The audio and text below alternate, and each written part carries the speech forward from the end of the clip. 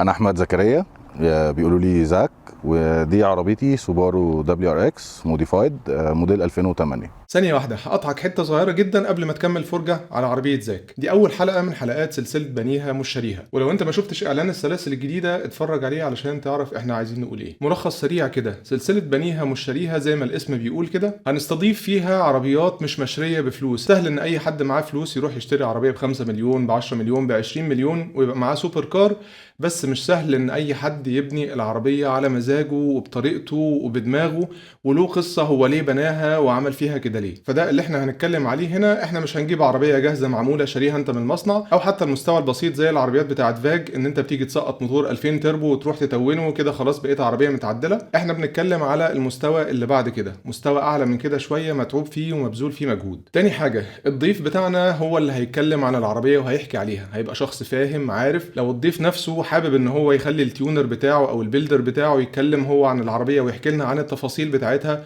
هنعمل كده. وطبعا هنحترم الضيف بتاعنا ومش هنقطعه ونسيبه يكمل كلامه للاخر علشان الناس تفهم وتعرف وتستفيد. مش هتلاقيني راكب عربيه مش بتاعتي وبسوقها وبخاطر بيها وسط الناس، احتراما لصاحب العربيه وحفاظا عليها، وخصوصا ان مفيش تامين على حاجه زي كده، ومش هيبقى فيه ولا اختبارات تسارع ولا اي حاجه. الهدف ان انا جاي افرجك على بيلد محترمه علشان تتعلم منها، تستفيد، تشوف هي اتعملت ازاي، لو عندك اسئله، لو حابب تاخد افكار منها، كل ده علشان كلنا نستفيد. ونقطة مهمة جدا جدا جدا، النبي عليه الصلاة والسلام علمنا ان احنا لما نشوف اي حاجة عجبانا، شفت نفسك في المراية، شفت العربية بتاعتك، شفت ابنك الصغير، ان انت تقول او تذكر لفظة البركة، تقول ربنا يبارك له، ربنا يبارك. وده مش محل تفصيل علشان اسيبك تتفرج على العربية، لكن عود نفسك كل ما تشوف اي حاجة عجباك تقول ربنا يبارك، ربنا يبارك له. اسيبكم بقى مع زاك تتفرجوا على العربية الجميلة بتاعته، وفي اعلان مهم في اخر الفيديو ما تنساش تشوف.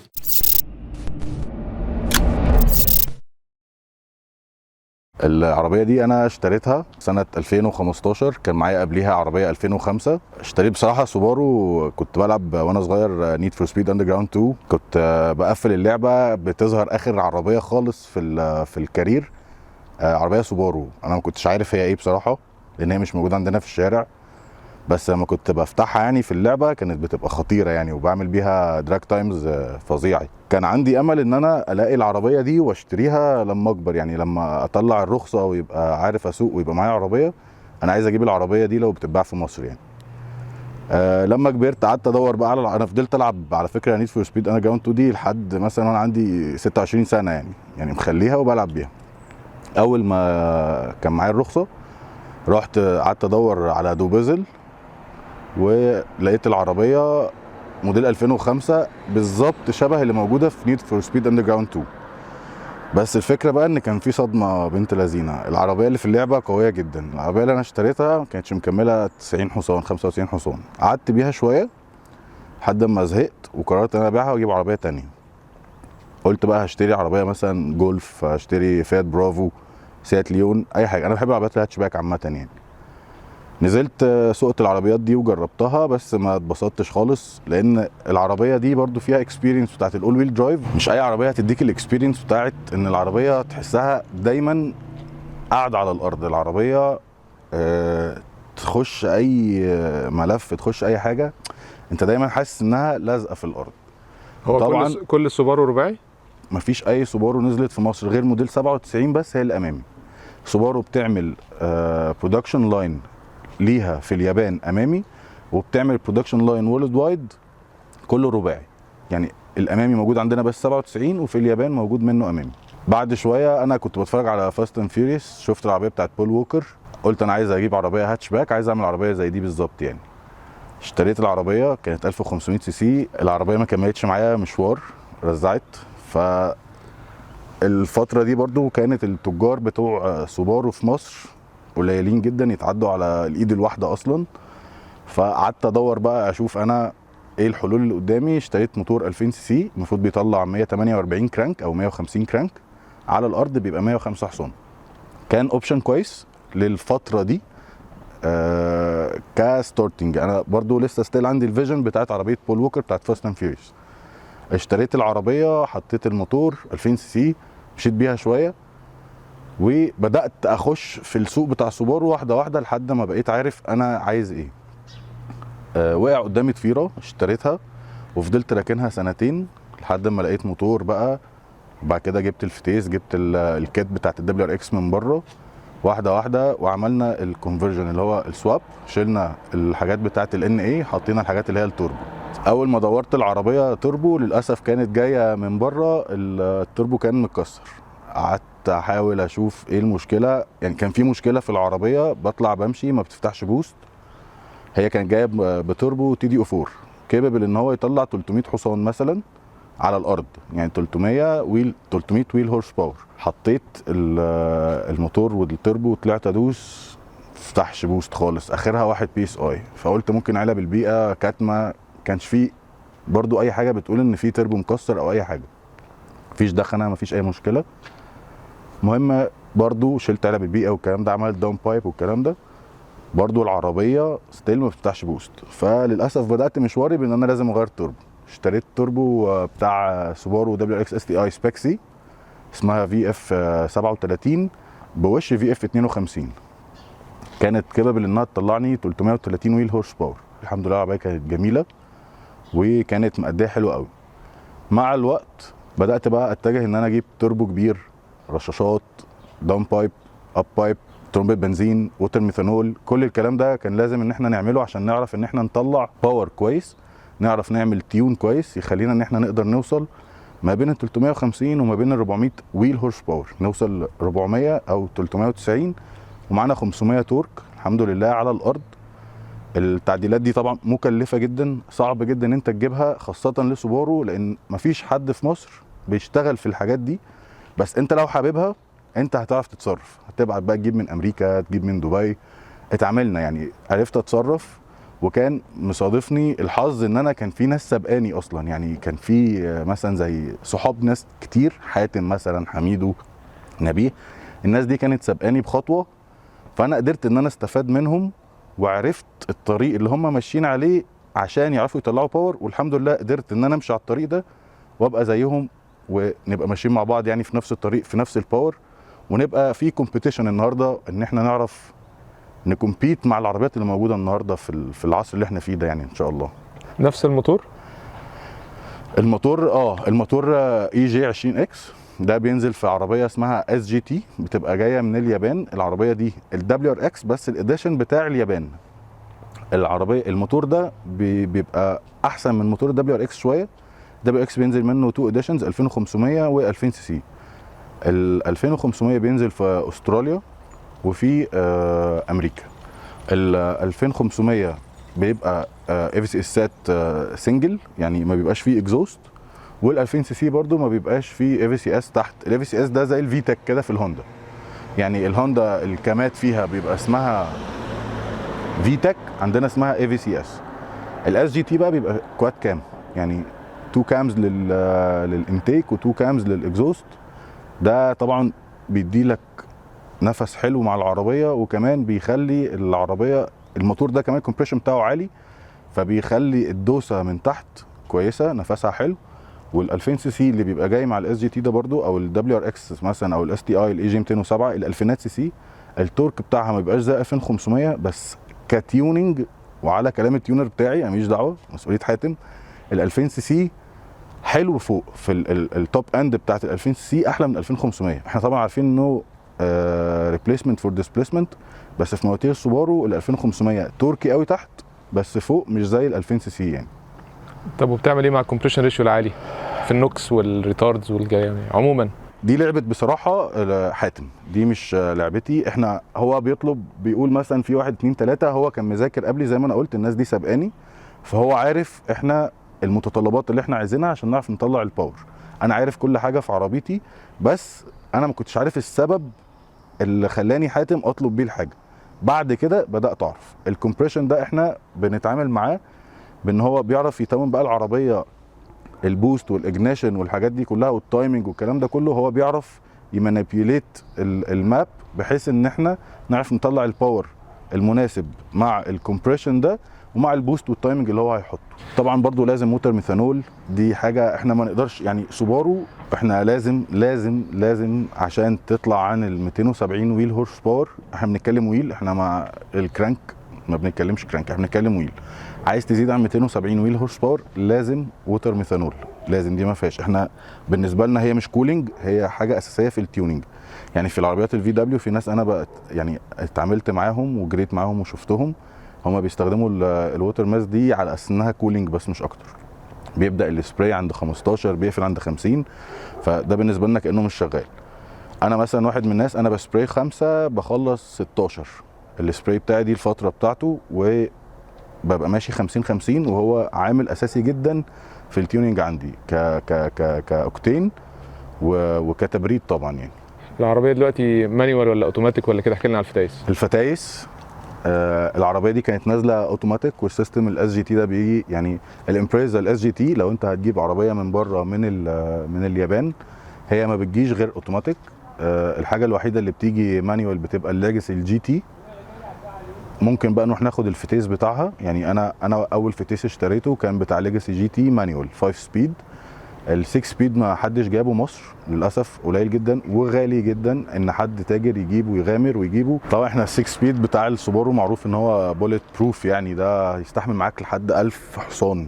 ده طبعا وش كلنا اي حد راكب دبليو ار اكس او اس تي اي يتمنى ان هو يكون عنده الفتيس ده، بس للاسف هو مش موجود في مصر. ان شاء الله احنا بنشتغل على ان احنا نسافر ونجيبه. هو حاجه جميله جدا، يعني نعرف نطلع منها باورات. حاجه من الحاجات اللي محجمه الباور بتاع العربيه دي طبعا الفتيس عند الباور اللي انا واقف عنده خطوه كمان زياده. يعني لو طمعت في حصان كمان زياده انا ممكن اطير الفتيس قبل الموتور. يعني الموتور هيطير بس الفتيس هيطير قبليه طبعا.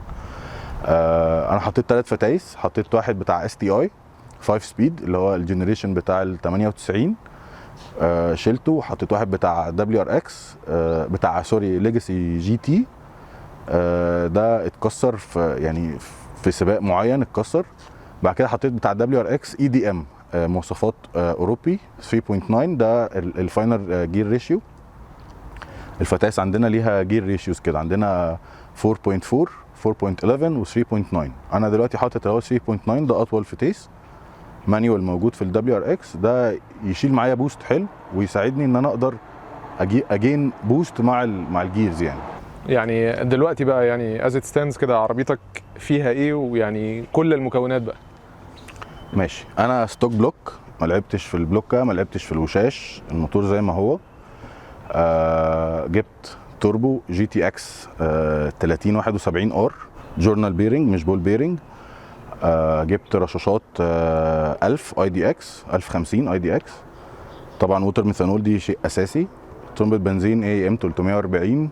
مساطر رشاشات بيرن تربو انلت بيرن كولد اير انتيك. فيها برضو انتركولر اي في او، حاجه افتر ماركت ضخمه كده نعرف نحوش فيها شويه هواء ويتسقع كويس. في طبعا اكسترنال ويست جيت بدام تيوب باب بايب داون بايب وهيدر اكبر. يعني مخلين العربيه تتنفس حلو، يعني تاخد هواء كويس وتطلع الهواء كويس. انتيكس كلها كبيره والاكزوست كله كبرنا كل الكلام ده. يعني لعبنا طبعا في السيفتي. العربيه طبعا حاطين سوي بارز قدام وورا، حاطين سترات بارز قدام وورا، حاطين كويل اوفرز، عاملين برضو جانت 18 فرامل بتاعت الدبليو ار اكس. كل الحاجات دي عوامل امان، المهم انها تبقى موجوده في العربيه عشان برضو ربنا يستر طريقنا والدنيا تبقى تمام. بعد الابجريدز اللي احنا حاطينها كلها دي في العربيه مع التيون اللي احنا عاملينه، قادرين الحمد لله ان احنا نوصل العربيه انها تكون في رينج من 390 ل 400 ويل هورس باور و500 تورك نيوتن متر. وده اخرها. انا ما اقدرش اطلع 1 هورس باور، ما اقدرش اطلع 1 تورك نيوتن متر عن كده. هكسر فتيس وبنسبه كبيره هكسر الموتور. طبعا في ناس بقى عشان تعدي الرقم ده تبدا تخش بقى في حته ان احنا نغير في الانترنالز بتاعه الموتور. انا على الوضع الحالي انا الحمد لله راضي ومبسوط. باور بالنسبه لي جميل جدا. عامل بقى سويتش بالمابس بحيث ان انا الماب دي ما بجريش بيها، ما بمشيش بيها على طول. حاطط ماب تانية 340 ل 350 ويل، دي اللي ببقى ماشي بيها دلوقتي ديلي، بحيث ان انا ما اضغطش الموتور وما اضغطش على الفتيس، تبقى الدنيا مستريحه. كل اللي احنا عملناه ده بقى موتور والابجريدز والبارتس اللي احنا حاطينها. في حاجه بقى كمان لازم اساسيه جدا مع السوبارو، حاجه اسمها بي تي اس اس ام. البي تي اس اس ام دي حياتنا، دي احنا ما نقدرش نعيش من غيرها. دي لايف ريدنجز دي انت بتشوف العربيه قرايتها، درجات حراره، الاير تو فيول ريشيو، الفيول كوركشن، الفيول ليرن، الكامات، الاي ام، البوست، كل الحاجات دي موجوده على البي تي اس اس ام. دي زي عندكم اسمها الاوتو في بولار. الفي في الفي دبليو اسمها اوتو بولار، بس احنا عندنا ادفانسد شويه، بتجيب لنا حاجات كتير وبتقدر ان انت تحط فيها ايكويشنز تطلع لك عدادات معينه، يعني ضغط زيت، اويل تمبريتشر، واويل بريشر. دي حاجات احنا ما نقدرش نعيش من غيرها بصراحه. ليه؟ ايه اللي هيحصل لو عشت من غيرها؟ في الوضع اللي انا فيه ده ما ينفعش امشي وانا مغمي عينيا. يعني حصل نوكينج، يعني النوكينج ده احنا حاطينه على الاس اس ام. انا ببقى ماشي بالعربيه، انا جايب هيد يونت مخصوصه عشان خاطر اشغل عليها الاس اس ام. يعني انا ما بحبش العربيات اللي فيها شاشات وكاسيتات والحاجات دي، انا جايب الشاشه دي بشغل عليها الاس اس ام عشان يبقى دايما قدامي الاف كي سي والاف ال كي سي. الاف كي سي ده اللي هو النوكينج كوركشن، ده اللي بيحصل لحظي. يعني انا لو دايس 15% ثروتل بادل مثلا وزودت ال20، ممكن يحصل هنا نوكينج فتروح مسمعه في الاف كي سي كذا واحده، تروح جايه في الليرن في الاف ال كي سي دي. ده الليرن ده بقى اللي بيتسيف ان العربيه عند ار بي ام معين هي مسجله ان في نوكينج هنا، فانا ده لازم ابقى شايفه يعني. وبيبقى فيه الارم اول ما ببقى دايس مثلا ويحصل اي نوكينج او كده، العربيه بتروح عامله لي الارم، او الاس اس ام ده بيروح عامل لي الارم. لازم اشيل رجليا، لو كملت انا طبعا هرزع الموتور. يعني لازم ابقى واخد بالي، ما اقدرش. درجات حراره مهمه جدا طبعا، ما اقدرش ابقى ماشي عينيا يعني مش شايف درجه الحراره. ده غير ان هو في برضو الاوبشن بتاع الالارم، ان انت الكاسيت او الموبايل ده بتوصله على السماعات بتاعت العربيه. انا ممكن ابقى ماشي، وفي ناس كتير بتبقى ماشيه مثلا سايقه مش واخده بالها من عداد الحراره. على الاس اس ام ده انت بتقول مثلا والله لو درجه الحراره زادت عن 97، عند 98 اعملي الارم، فتلاقي مره واحده العربيه تي تي تي تي، تبدا تعرف ان في مشكله. نوكينج تي تي تي تي، تعرف ان في مشكله. فلازم لازم لازم الاس اس ام ده حاجه مهمه جدا عندنا. يعني ده روحنا، كل اللي احنا عاملينه ده ما يسواش اي حاجه من غير الاس اس ام. يعني لولا الاس اس ام احنا ما كناش يعني انا عمري ما كنت هطلع للباور اللي انا فيه ده من غير ما يكون في اس اس ام. طب وده عباره عن ايه غير الشاشه؟ ده ابلكيشن بيتوصل بفيشه اسمها فاج كي كي ال، زيها زي الاو بي دي، بياخد قراياته من الكنترول، لايف ريدنجز من الكنترول، بتوصل بقى بحساسات الموتور كلها. يعني حساس النوك، درجات الحراره، متوصل بحساسات الكامه، حساسات الكرنك، متوصل بالماف، متوصل بالماب، متوصل يعني واخد قرايات الموتور كلها. بس عن طريق الاو بي دي؟ عن طريق او بي دي، طبعا بتتوصل عن طريق الاو بي دي.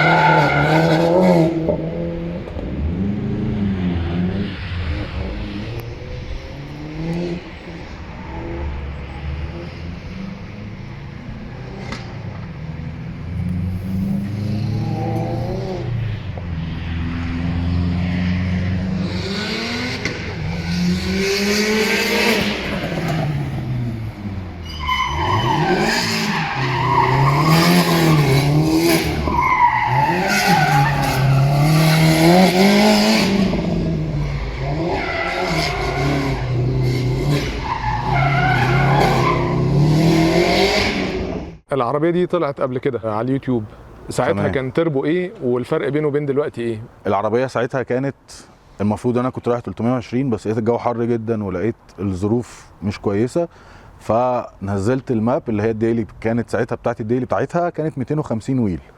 الفرق ما بين الديلي النهارده والديلي بتاع زمان، المفروض ان انا النهارده زي ما قلنا 340 350 في الرينج ده. زمان الديلي بتاعي كان 250. الفرق طبعا كل الابجريدز اللي احنا قلناها، من حيث بقى التربو، الرشاشات، مساطر الرشاشات، التربو انلت، الانتيك، الاكزوست، الابايب، الداون بايب، كل الكلام ده انا غيرته وحطينا حاجات اللي هي اكبر. ده اللي النهارده موصلنا ان احنا نكون بنتكلم ما بين 390 ل 400 حصان. الفرق بقى في السواقه واللاج والكلام ده؟ لاج طبعا عظيم. يعني كل ما هتكبر توربو وانت 4 سلندر هتحس بقى ان انت في فتره زمنيه بتقضيها من سواقه العربيه التربو مش موجود، انت سامع صوت السبول بس هو مفيش بوست، انت كل ده ماشي فاكيوم. انا التوربو القديم كنت بقوم عند 3500، انا النهارده بقوم عند 5000 ار بي ام، الرينج بتاعي من 5000 لحد 7.5، يعني دي الحته اللي انا بلعب فيها، ده فول بوست. يعني اقدر اجين بوست عند 3.5 وعند 4، بس مش هعدي ال 5 7 9 بي اس اي. لكن عشان اجيب الفول بوست بتاعي بجيبه عند ال 5000 ار بي ام. زمان كنت بجيبه من 3.5، كنت بجيب الفول بوست بتاعي من اول 3.5 3700 في الحدود دي يعني. طب انت بتقول انك طولت الفتيس مع طولت اللاج فتيس. ده، عامل ازاي بقى في السواقه اليوميه؟ الحلو في الفتيس اللي انا حاطه ده ان هو قريب من الفتيس اللي انا كنت مركبه اولاني تاني تالت، نفس الجير ريشيو بتاعت الاربعه 11، يعني هم اخوات. الرابع والخامس هو اللي طويل، عشان كده كل الجرات اللي جايه ان شاء الله انا مش هدوس غير تالت رابع خامس. فالرابع والخامس هو اللي نفسهم اطول، وانت اوريدي كده كده هتبقى في الجاريه، انت اوريدي هتبقى في البوست اصلا، فمش هتحس باللاج ده يعني. لكن وانت ماشي هو الاحسن من ده، انا العربيه دي بالنسبه لي ديلي، هو الاحسن في ده ان انت على طريق سفر او الكلام ده كله هو موفر البنزين جدا، يعني دي الحته الجميله فيه يعني، السويت سبوت اللي فيه يعني. لكن كجري وكده هو طبعا جميل، بس انا كنت بنزل تراكات اوتو فروم والحاجات دي، خلاص ده ما بقاش ينفع مع التوربو الكبير ومع الفتيس الكبير ده، خلاص قصه منتهيه يعني.